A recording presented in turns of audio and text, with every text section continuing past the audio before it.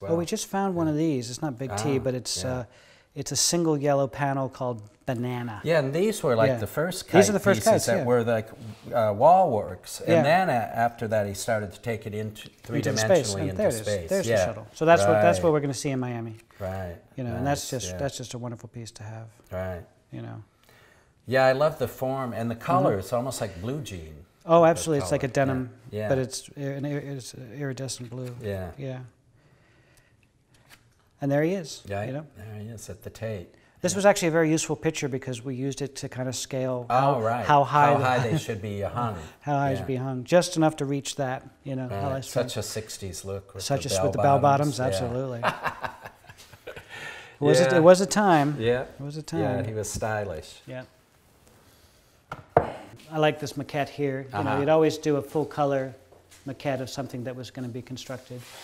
You know, and even if he was doing a commercial work, he would build the architectural model of the space. You know, foam core and glass. Foam core, yeah. And then you know, put this wonderful half-inch scale piece in, so you could really experience it in scale before it was even made. Yeah, there's a cleverness in his work that I wonder where it came from.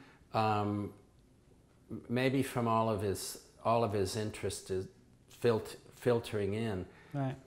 You know, whether it was from film or from fashion and design, or everything. And I think, and also the actual, you know, an actual kite, you know, which has a great structure, but it has a playfulness and it needs the wind. Yeah. To, Did you ever fly kites together? Oh yeah, we flew kites all the time. Yeah.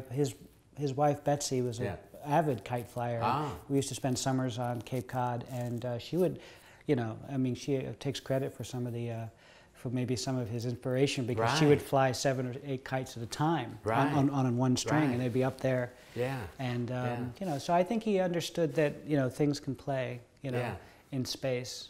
Well, the other interesting thing too that I find about some of the kite pieces, and particularly some that were in like a maybe airport like in Atlanta, or you know, in these big type of commercial spaces, office building spaces, was that it's almost like the canvas is, as it comes on the roll, is rolled off and painted into these enormous sections that then have this